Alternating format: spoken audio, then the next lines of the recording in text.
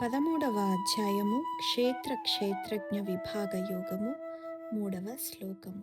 తత్క్షేత్రయ్యచ్చ యాతృక్చ యద్వికారి యతశ్చ యత్ స చ యో యత్ప్రభావశ్చ తత్సమాసేన మే శృణు. తాత్పర్యము: క్షేత్రమనగానేమి?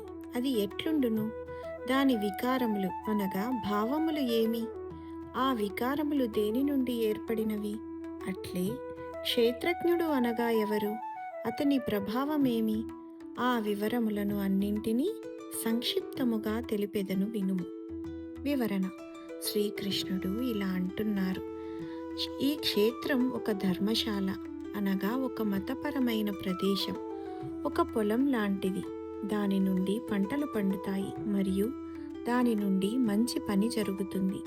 ఈ పని వ్యక్తి స్వభావం మీద ఆధారపడి ఉంటుంది.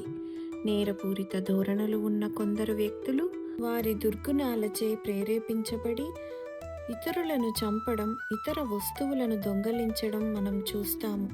ఇవన్నీ ఈ దుర్గుణాల వల్లనే జరుగుతాయి. దుర్గుణాలు ఎంత పెరిగే కొద్దీ వారి నేర ప్రవృత్తులు అంతగా పెరుగుతాయి, తప్పులు అంతగా పెరుగుతాయి. ఇంకా శ్రీకృష్ణుడు వాటి ప్రభావాన్ని క్లుప్తంగా వివరిస్తాడు. మనం పాలను పెరుగుగా చేసినప్పుడు దానికి తోడు కలుపుతాము. అది పెరుగుగా మారినప్పుడు ఒక రుగ్మత ఏర్పడుతుంది.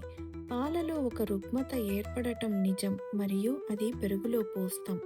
కానీ మనం ఒక చెంచా పెరుగును పాల సముద్రంలో వేస్తే అది ఎటువంటి రుగ్మతను అభివృద్ధి చెయ్యదు. ఏది వ్యాపించదో దానికి లోపాలు ఉంటాయి. ఏది అంతటా వ్యాపించి ఉందో దాని లోపాలు తగ్గుతాయి. కాబట్టి లోపాలను తగ్గించడానికి మనం పరిశోధించాలి. దీనికి ముందు శ్రీ భగవానుడు వ్యాపకాన్ని అంటే క్షేత్రాన్ని వివరిస్తాడు మరియు ఆయన క్లుప్తంగా దానిలో లోపాలు ఎలా ఉన్నాయో వివరిస్తాడు. అందువల్ల మనం వ్యాపకాన్ని పరిశోధించినప్పుడు మనం ఆలయానికి వెళతాము, దేవుని విగ్రహం ముందు నిలబడతాము మరియు మన మనస్సులోని అనేక లోపాలు నాశనమవుతాయి. కానీ మనం బయటకు వచ్చి మన చెప్పులు దొంగలించబడినప్పుడు అవి మళ్ళీ విశ్వంతో సంబంధం కలిగి ఉంటాయి మరియు లోపాలు మళ్ళీ తలెత్తుతాయి.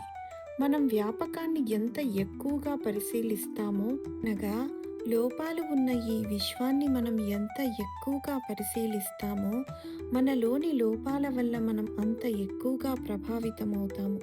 మనం అనుభవించే బాధలు కూడా పెరుగుతాయి. కాబట్టి మన నిజమైన స్వభావాన్ని గుర్తించడానికి శ్రీమద్ భగవద్గీత మనకు ఒక మార్గాన్ని సృష్టిస్తుంది.